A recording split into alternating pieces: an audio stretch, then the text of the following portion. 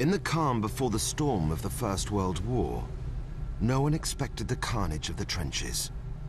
The battlefield for this fight would be the North Sea, and it would be fought by the super weapons system of the day, the Dreadnoughts. In UK in 1914, the general public loved their navy. They had no doubt whatsoever that it would beat anyone it came up against. And indeed, within the navy itself, there was a feeling that whoever they fought, they'd beat them. Everybody envisaged that there would be a great clash of the battle fleets, and there'd be a once-and-for-all encounter, which would probably decide the war. People were talking of wrapping it up by Christmas. People were talking of a new Trafalgar in the North Sea in the first few days of the war. And of course, it was beyond question that the Royal Navy would win. They could not imagine that British ships would ever be sunk by the Germans. That was impossible. But of course, it wasn't. Everything went wrong.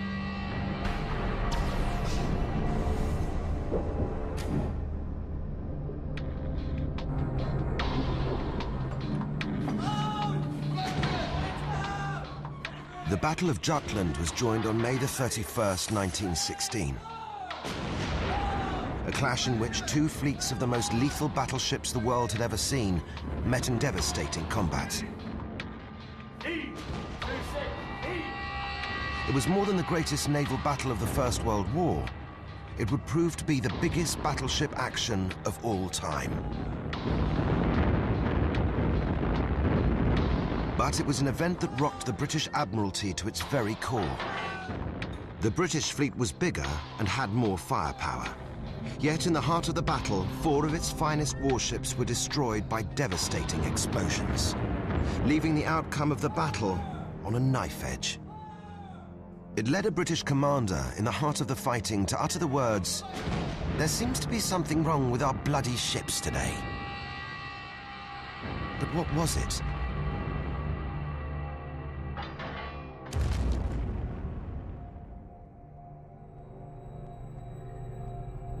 The final evidence of what went wrong still lies beneath the waves of the North Sea at Jutland, where the proud remains of a historic battle now rest. Theories abound as to why these ships sank. Bad tactics, lack of armor, overstocking of explosives, and sheer bad luck have all been blamed. Now, an expedition on these wrecks promises to explain what went wrong with these bloody ships, and how this great battle came to hang in the balance.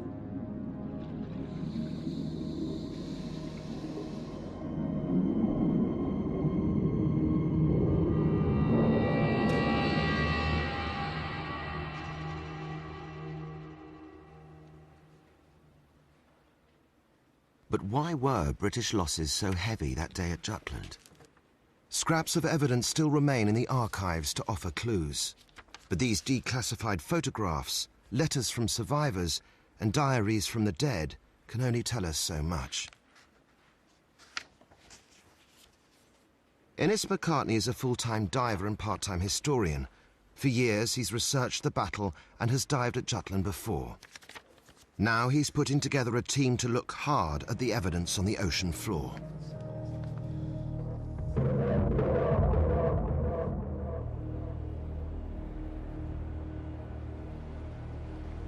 The Battle of Jutland was fought 80 miles west of the Danish coastline almost 90 years ago. The arguments that surround it are fought to this day. In Hanstholm, Denmark, Innes McCartney assembles his international team of marine explorers. The dive supervisor is Kevin Gurr. So the primary task really is to, survey this. But until we actually get the divers down, I don't think we're going to easily be able to get scale in it and see exactly what we're looking at. They're preparing for the most extensive exploration of the wrecks of Jutland that has ever been undertaken. We've been very, very lucky with the conditions. It's looking absolutely excellent. But I'm itching to get in, really. Their mission, to chart the precise location and disposition of 5 wrecks critical to understanding the battle. They aim to capture new video evidence to untangle the mystery of why the most colossal weapons of their day should consistently detonate so easily. These wrecks are some 15 meters beneath the surface. It's beyond the limit where it's safe to dive on air, They'll be on a mix of helium, oxygen, and nitrogen. Each diver will only stay at the bottom for 30 minutes. To help them on the voyage is naval architect and marine engineer Bill Jurens, international expert on how and why ships sink. A magazine explosion in and of itself is sufficiently traumatic that it should set itself aside from damage due to collapse and other things like that. At first light, their research boat, the MV Gorm, leaves for the distant battle site. They have just 2 weeks at sea to gather the new evidence Bill and Innes need to explain the mystery of the detonating dreadnoughts of the Battle of Jutland. At Trafalgar, Nelson won a victory so decisive it guaranteed Britain complete command of the world's seas for over 100 years. But that power was about to be challenged. A newly united Germany had grown to become the most powerful nation on the mainland of Europe. But if Kaiser Wilhelm wanted an empire, he would need to make the North Sea his own. Germany started the battleship program, and they started becoming a threat to the United Kingdom, which was something we hadn't really seen before. And that was when Admiral Sir Jackie Fisher, the head of the Royal Navy, came up with a bold stroke. A revolutionary new kind of warship would be Britain's answer to the German threat: the Dreadnought. Mighty turbine engines, the latest innovation, would power her to incredible speeds of up to 21 knots. Exploiting the very latest technologies, an internal belt of high-tension steel 11 inches thick would protect her vital parts.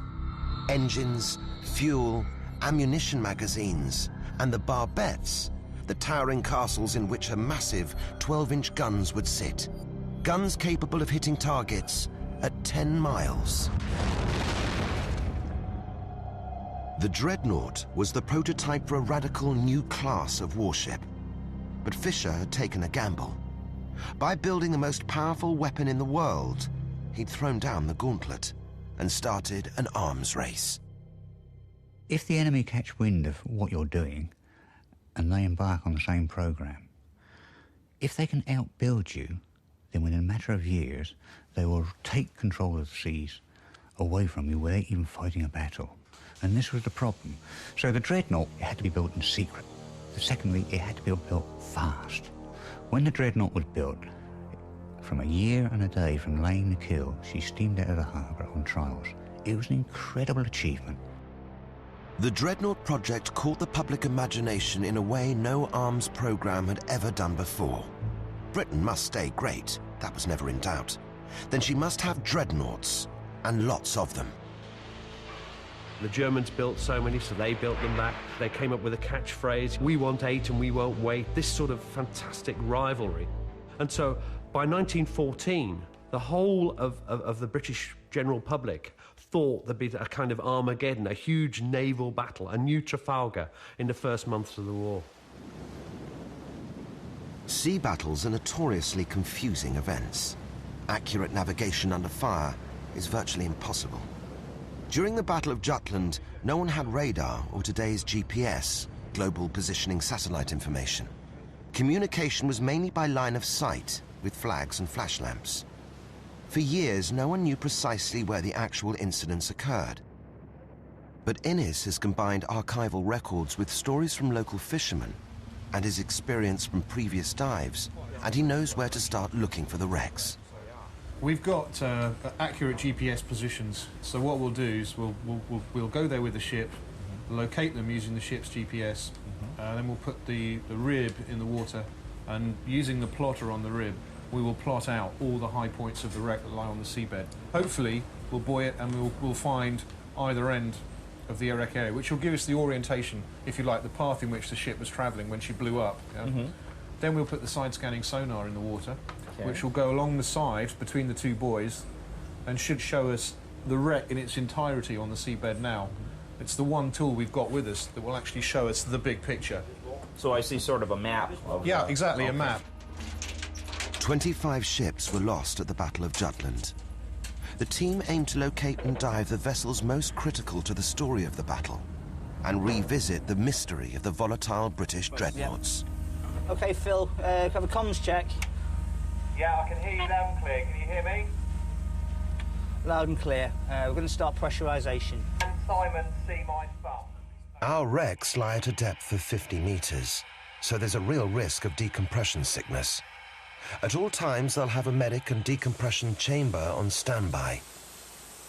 They're too far out at sea for helicopter rescue. Yes, both sets of bins are working. When war was finally declared in August 1914, the news was not met with surprise. If anything, there was a national sense of relief. Their navy would resolve this crisis, and do so quickly and decisively. A new Trafalgar would need a new Nelson. Enter Admiral Sir John Jellicoe, commander of the Grand Fleet. Jellicoe was a popular leader and already a national hero, but he had a very different character from the great Nelson. Jellicoe had grown up in the age of steam and steel. War had become mechanized, and so had the officers. He lived by the book, in this case, the Grand Fleet Battle Orders, his intricate script for combat. When battle arrived, Jellicoe already knew exactly how he would fight it, even if the enemy disagreed. By 1914, Germany had built no less than 24 dreadnoughts. Britain had 38. The Kaiser was closing the gap. In German naval bases, gunnery officers talked only of der Tag, the day. When the war broke out, the great British public expected there to be a huge naval battle. But in actual fact, for the last few years, the Admiralty had already decided that that wasn't going to happen. And the reason is very simple. The old days of close blockade of ships being immediately off the German ports were no longer possible because of submarines, because of destroyers armed with torpedoes, because of mines. Now, you couldn't do it. You'd just lose half your fleet. So the Grand Fleet under Sir John Jellicoe went to a distant blockade. Now, distant blockade meant that they wouldn't be at risk. They would be in harbour, but nevertheless still blockading the Germans in. And the place they chose was Scapa Flow, a huge anchorage in the Orkneys. Dominating the North Sea, the Royal Navy had the Germans boxed in. With numerical superiority, Jellicoe's Grand Fleet would slowly starve the German people and their war machine into surrender. But in January 1916, the German High Seas Fleet came under a new commander, Admiral Reinhard Scheer. Suddenly, Jellicoe had an adversary, and one that would take on both him and his dreadnoughts. Scheer, when he takes over the High Seas Fleet, says the Navy's got to do something. It can't go on like this. The logical way, it seems, to get the British Navy to respond is to tickle it to the point that public opinion forces it out. Scheer's idea of tickling was to launch a series of lightning raids on England's east coast. Towns such as Sunderland, Middlesbrough and Scarborough suddenly found themselves caught up in the Great War, bait in Scheer's trap. His aim was to make more aggressive sorties against the eastern coast of Great Britain, to bombard small coastal towns, and this should bring parts of the Grand Fleet near the High Seas Fleet. What he was trying to do was isolate a portion of the Grand Fleet so that he could destroy them, so that he could bring himself to a position where he was on an equal basis and could take them on in battle. It worked. The people of the Northeast resented being used for German target practice and demanded some protection. Admiral Jellicoe had little choice but to respond. The result was a brand new posting for one of Jellicoe's commanders, the dashing Vice Admiral Sir David Beatty. After the bombardments of Hartlepool and Scarborough, the demand was that the part of the Grand Fleet would be brought further south, even to the Humber. Jellicoe resisted most of these demands. But he did detach Beatty's battlecruiser fleet of 9 battlecruisers and base it 200 miles further south than Scapa in the Firth of Forth. This was exactly what the German command had wanted. Admiral Scheer was ready to put his plan into action. Scheer had carefully positioned a kind of tripwire line of U-boats combined with Zeppelin patrols, which were supposed to guarantee that Jellicoe would not arrive unannounced and trap Scheer. Now, for various reasons, the Zeppelins couldn't fly for weather or breakdowns. The U-boat kind of patrol line was reaching the very end of its time endurance, so the plan was modified. No longer would it be an attack on the English East Coast. It would be a foray up towards Norway, perhaps to mop up some coastal shipping. They didn't want to cancel the foray completely. But for fear of meeting Jellicoe, it had been modified. But British intelligence knew what Scheer was up to. In the very first days of the war, German naval codes had fallen into their hands. Their every radio signal was intercepted and relayed through Room 40, a secret department on the first floor of the Admiralty. Here, crypto-analysts quietly listened to Scheer's wireless telegraphers, and on the evening of May the 30th, mobilized the entire British fleet, 4.5 hours before the Germans even left harbour.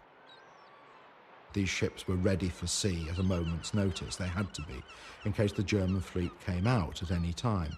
And of course, once that fleet moved out, everybody would know and the buzz would go around that the fleet was at sea. And that must have sent electric shockwaves throughout the whole of the maritime communities of Britain.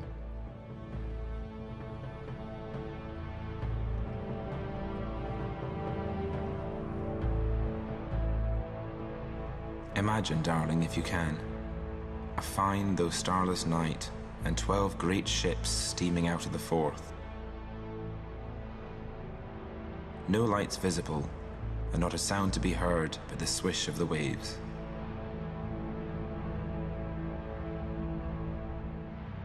At Scapa Flow, Jellicoe's ships simultaneously slipped anchor and formed up. At last, all of the great dreadnoughts were underway and counting down to dare tag and combat. People said that it was one of the most awesome sights that had ever been seen. This was the largest assemblage of the most powerful fleet the world had ever seen. Jellicoe ordered a rendezvous with Beatty's battle cruisers for the following day at 2 o'clock. From there, they planned to sweep south in battle formation to hunt the unsuspecting Germans. Scheer had put to sea as planned with an armada of 99 ships. Ahead of him were his scouting battle cruisers under the command of Vice Admiral Hipper. Beatty's fleet on the Forth had a shorter distance to travel. He didn't know it, but Hipper and Beatty were on a collision course.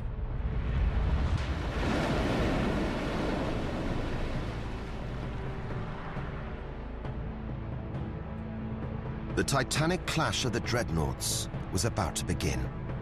Neither side knew it, but the largest fleet action of all time was about to claim the lives of 8,500 men in a battle lasting less than a day. There were no movie cameras at the battle, but period footage of the fleets and dramatic reconstruction will illustrate what occurred that fateful day. At 2:20, a British scouting cruiser flagged "Enemy in sight," and the British radios, until now silent, sprang to life. Urgent, 2 cruisers, probably hostile. The signal had a galvanizing effect as both fleets ran to battle stations.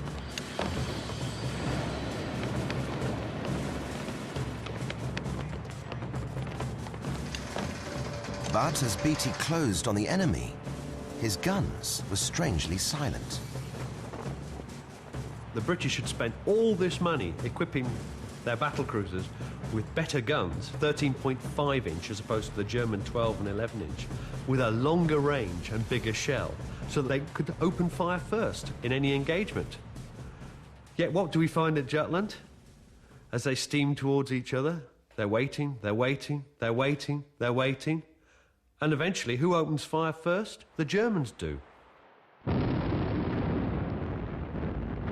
Battle was joined. Der Tag was finally here.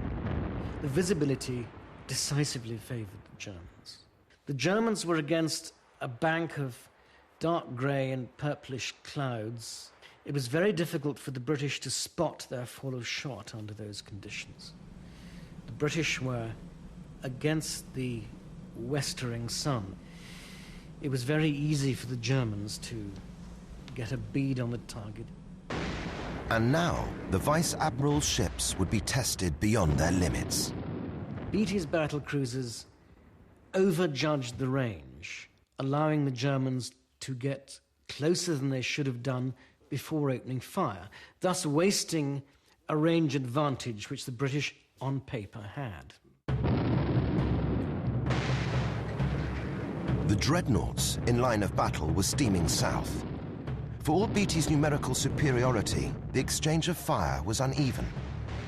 In fact, his own ship, HMS Lion, and the following ship, the Princess Royal, were both targeting Hipper's ship, Lutzow, leaving one German battlecruiser, Der Flinger, totally unmarked.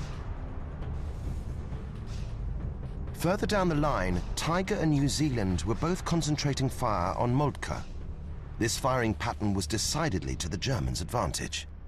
If you are shooting with more than 2 or 3 ships against one ship, it's very difficult in spotting the splashes. The splashes are very important to control your firing, to get in a longer distance or in a shorter distance. And if you are getting shooting with 2 or 3 ships against one battle cruiser, you can't get, well, the splashes are from my ship guns or from another one. Amidst the chaos, Beatty's flagship HMS Lion took the first serious blow. HMS Lion was hit, gun turret, but there was a fire. The heat was transmitted by the copper core of the wiring down into the barbette below, and an enormous fire eventually ensued, blowing the turret roof off altogether and killing some 70 men, everybody inside that turret and barbette. Now, beneath the barbette is the magazines. And if the fire had spread to these magazines, where the raw ammunition was stored, the whole ship could have exploded from the inside out. By the order of a Royal Marine Major who had lost his legs in the explosion, that magazine was flooded. And that probably saved Lion. HMS Lion survived through a combination of heroism and good seamanship. But other battle cruisers would not be so lucky that day. Now Bill and Innes must explore the wrecks of the Battle of Jutland to find evidence to explain just what was wrong with those bloody ships. Bill Jurens and Innes McCartney are on a mission. They've set out to explore the wrecks of the Battle of Jutland, to find out why, in 1916, so many British ships exploded so easily. In the initial engagement of the battle, the British had numerical superiority. But at the end of Vice Admiral Beatty's line, the battle cruiser HMS Indefatigable was fighting for her life. The Indefatigable and the Von der Tann were engaged in a single ship duel. They were firing at each other. The Indefatigable was missing. The Von der Tann landed a series of shells on the Indefatigable. They penetrated her armour, that much is certain. We don't, or I certainly don't know, what happened. Von der Tann had scored a direct hit. HMS Indefatigable disappeared in an almighty explosion, barely noticed by her rapidly disappearing and heavily engaged colleagues. 1,017 men perished. Only 2 survived to tell the tale. All of them are killed. All but 2 of the crew of the Indefatigable were killed. And this sort of sudden loss is almost unprecedented in warfare.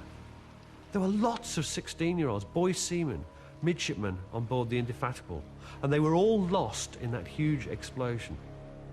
It was dreadful. There was a terrific explosion aboard the ship. The magazines went. I saw the guns go up in the air just like matchsticks. 12-inch guns they were. Bodies and everything. She was beginning to settle down. Within half a minute, the ship turned right over, and she was gone.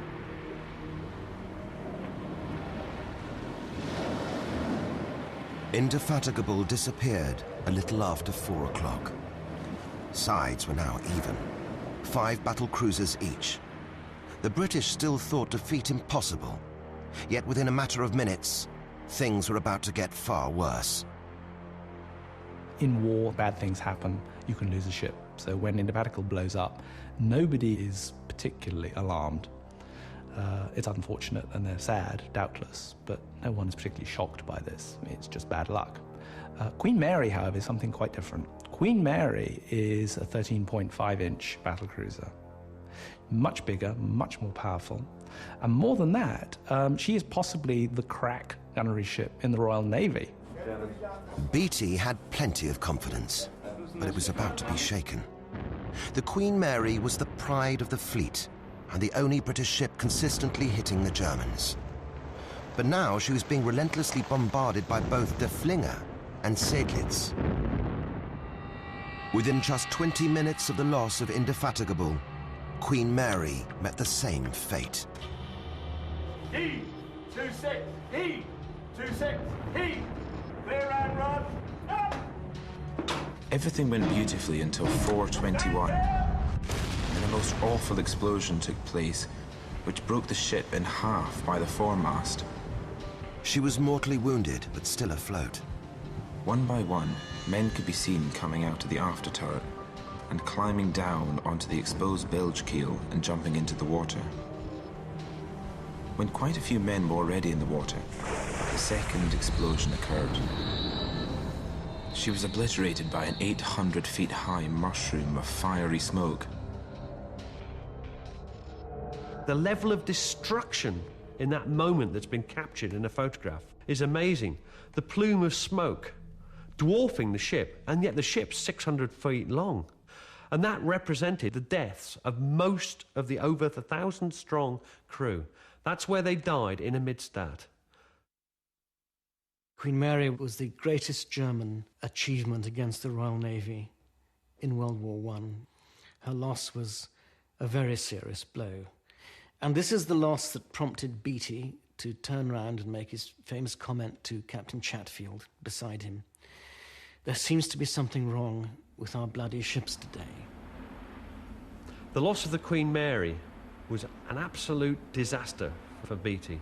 This brutal cutting off of so many young lives is almost unprecedented in warfare.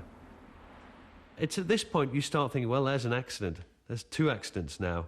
What is the reason for this? This was something more than bad luck. Why should these mighty British dreadnoughts appear so vulnerable to German guns? It's a question Bill Durrans and the team of divers are determined to find evidence to answer. They've arrived at the site of the Queen Mary and commenced the sonar scan. It reveals the wreck is in 3 sections, though most of the ship was blown to small pieces and scattered liberally across the ocean floor. But they have located a large mass.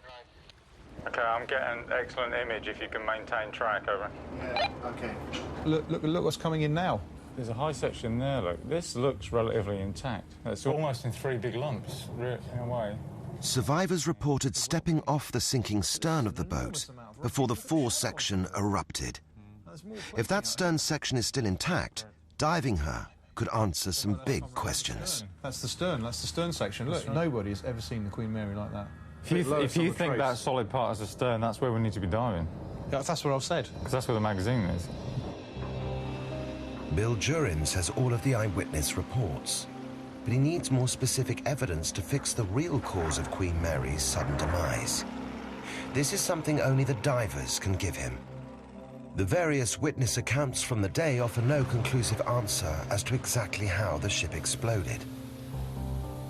After the battle, several conflicting theories were offered up, but Bill, Innes, and the team want to take things beyond theories to hard facts. It'd be nice to be able to do something to establish the validity of the various accounts that we have. There seems to be a group of observations that say there was an explosion midships followed by an explosion forward, and there seems to be a group that say the opposite. So hopefully we'll be able to tell by examining the wreck where the explosions occurred. Clearly we're looking to find the magazine that's been located on previous dives. The ROV... This would be the intact magazine. Yes, that's correct. Yeah, because you're not going to find any magazine that exploded. No, it's sort of by definition gone, right? Sure. But you may find pieces. You may find bits of it, as that would tell something about the nature of the progression of the burn. The ROV, the remote vehicle carrying an underwater camera, will narrow down the best area for the divers to search.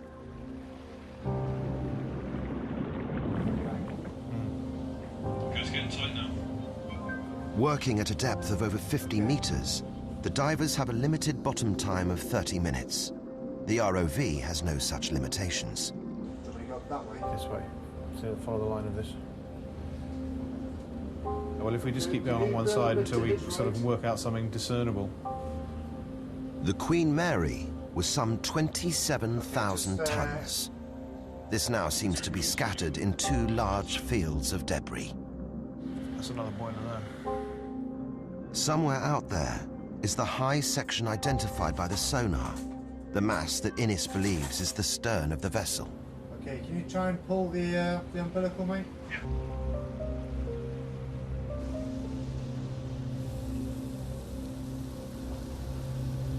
It's the second day methodically surveying the littered ocean floor. So you could be well up to the stern where you are now, Chris. So coming back this way might actually be beneficial. The magazine might be down to your southeast. There's the armour belt. So we're in the right area. You can see it there. See the thickness of it? Yeah. The tongue and groove joints? Yeah. There's just no shortcut to a thorough, systematic survey. But sometimes it's worth it. That's it, we got it. That's the prop. Right, that's it. It's there, I can see it. Yeah. That's it. Okay, we'll find the magazine now. Got it. Bill hopes the divers can now find evidence from the stern of the wreck that can explain why the forward magazines should have exploded. We're looking to find what we believe to be a magazine, which is probably would have been originally, when the ship was in one piece, underneath Y turret. So that's what we're looking for today.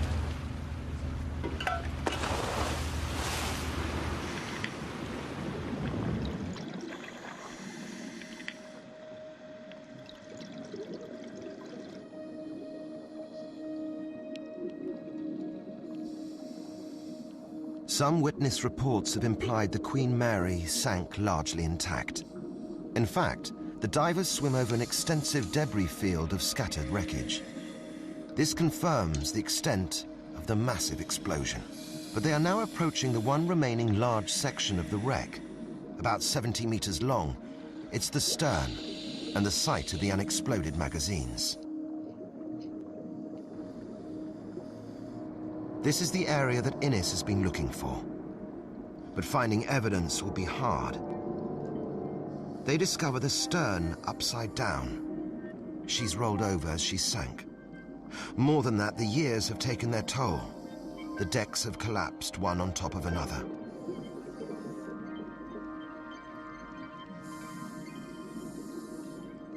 The ocean floor is littered with a mixture of shells and the tubular containers that cordite explosives were stored in for safety.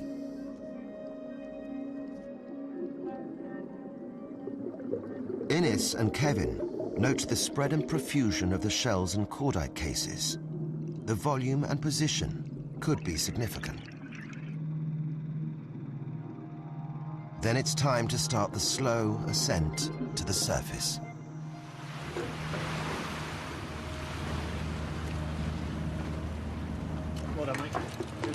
The divers return with a wealth of data for Bill to interpret. That was tremendous. Oh. Oh. Been like a treat. They're exhausted, but they've seen a lot. Big shells. There's certainly a lot of them. It's gin clear till you get to about 20 metres, and then it's really silted up. What a way to start. The Queen Mary was the pride of the fleet. Almost 1,300 men were aboard that tragic afternoon. The dive confirms her forward and midship sections are heavily broken up. Innes reports back on what they found so far. The first issue is the profusion of British shells. Could their own supplies have caused the explosion? They have to rule it out. There are still shells there that are just rusty, but they've clearly not been involved in any way, shape or form in the fire that sunk the ship. Yeah, no, projectiles are very, very inert. They're probably safer than anything else on the ship. Really?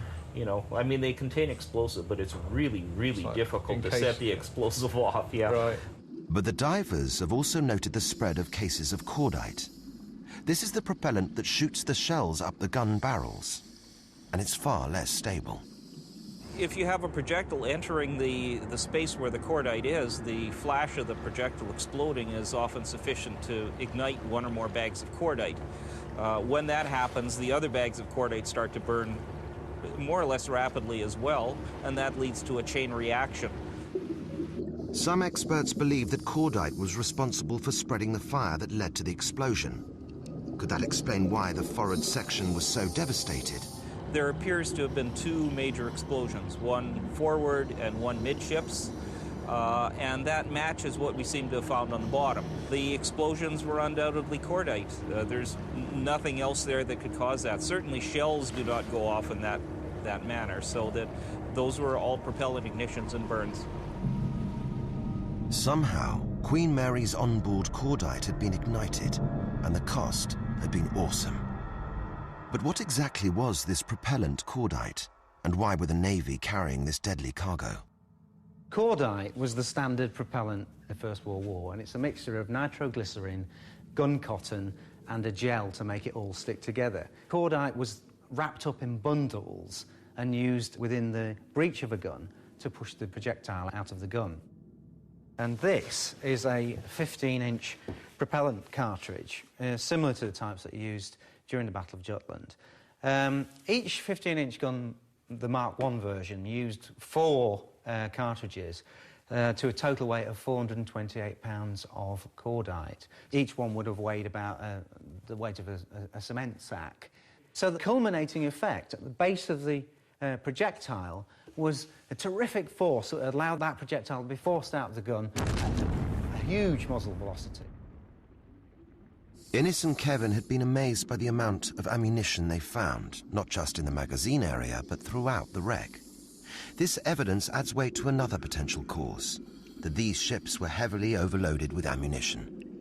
There was a reason for this, and the blame lay with Jellicoe's predecessor. In 1913, Admiral Callahan, who commanded the Home Fleet, believed that the inaccuracy of naval gunnery would mean that there'd be high expenditures of ammunition with few hits. And so he requests increased ammunition loads for the Home Fleet. He is afraid that in a long-range engagement, basically they're going to run out of ammunition or become dangerously low before they manage to achieve decisive results. They may, in fact, have to abandon battle because they don't have enough ammunition to finish the job. So the Admiralty basically agree, yes, you can carry more ammunition, and they increase the load. Whereas the battle cruisers are designed to carry 80 rounds per gun, at Jutland they're carrying possibly 120 rounds per gun. That's 50% more ammunition than they're originally designed to carry. Now, with the shells, there wasn't a major problem. There was enough room in the shell rooms. But when it came to the cordite, that's a very different problem. There is not enough room in the existing magazines to store the additional cordite. The consequences of these additional ammunition outfits is that the British ships are much more vulnerable. Queen Mary and Indefatigable had been carrying 50% more cordite than they had accommodation for. That might not have been a problem if they had thicker armor, but they hadn't. Beatty's ships, now taking a pounding from Hipper's guns, were Dreadnoughts. but they were the lighter, faster battlecruiser models. They hadn't as much armor protection as their big sisters, the heavy-duty battleships. Originally, the battlecruiser, the concept, was it would roam the seas in isolation, hunting commercial raiders. The only ships which could really match them were battleships, but they didn't have the speed. So we needed a ship with the armament of a battleship and the speed of a cruiser. They'd been built with the idea that they'd be fast ships that could sail up to lesser ships, cruisers, light cruisers, and destroy them with their massive guns. They didn't need much armour. Speed would be their armour. But against ships with similar guns and speed, armour became horribly significant. With 2 ships destroyed, Beatty's battle cruisers were losing the game. And yet Vice Admiral Beatty was about to get the chance to turn the tables and set up the biggest ambush in naval history. It's August 2003. An international team of divers are hard at work looking for forensic evidence at the bottom of the North Sea. Evidence as to why, in 1916, a series of British warships blew up with catastrophic loss of life and huge political consequences in the biggest naval battle of all time, the Battle of Jutland. In the first phase of the battle, with 2 ships destroyed, Vice Admiral Beatty's battle cruisers were losing the game. What he needed were the tougher battleships of his escort, the 5th Battle Squad, but Beatty had left them trailing too far behind to help. This was not out of character for the man.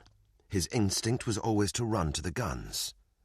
The youngest Vice Admiral since Nelson, Vice Admiral Sir David Beatty, was dashing and ambitious. What's more, his battle cruisers had seen most of the naval action so far in the war, hitting the national headlines with their exploits. But here at Jutland, his bravado had cost 2 battle cruisers and 2,000 lives. And now he was blindly steaming south, towards the jaws of the massed guns of the entire German high seas fleet. But Beatty was about to get his chance to shine. At a little after 4:30, his advanced scouting group spotted smoke over the horizon. Hipper had been leading Beatty's force onto a trap. Instantly, the scouts flashed the signal. Enemy battle fleet sighted. The whole situation changes in an instant. Beatty realises straight away what the peril he's in. But he also, to his credit, realises the opportunity that lies before him.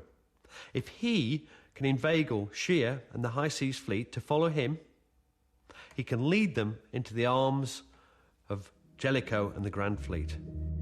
At last, Beatty had a chance to turn the tables. Beatty saw the main German fleet, and quite correctly he said, right, let's get out of here, and turned.